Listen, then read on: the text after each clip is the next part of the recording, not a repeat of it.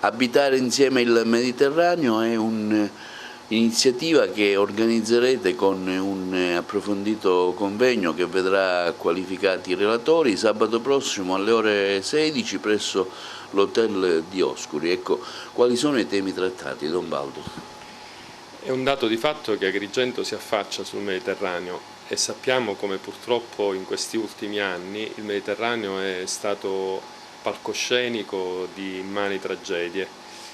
Vorremmo come Chiesa Agrigentina, come studio teologico, come seminario, quindi futuri sacerdoti,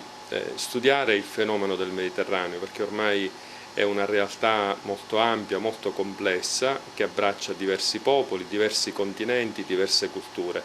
Abbiamo invitato il professore René Micallef, che è un gesuita maltese, il quale all'interno della Pontificia Università Gregoriana sta approfondendo proprio questo tema insieme ai suoi confratelli di Napoli, perché il Papa, andando a Napoli l'anno scorso, ha parlato di una teologia del Mediterraneo, quindi ci piacerebbe affrontare questo argomento proprio con un approccio molto ampio che abbraccia la cultura, non solo la teologia, l'incontro dei popoli, il dialogo interreligioso. Sono tematiche molto ampie, molto vaste, che appunto ci piacerebbe approfondire non solo con questa iniziativa, ma con un percorso che speriamo ci porti lontano.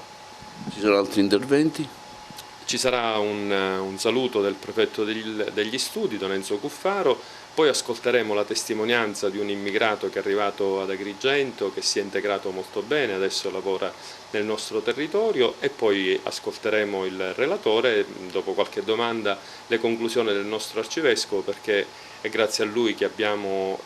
iniziato questo percorso accademico, visto che Don Franco da diversi anni ci sollecita sul tema dell'immigrazione, sul tema del Mediterraneo, e penso che è un argomento rispetto al quale anche noi come agrigentini dovremmo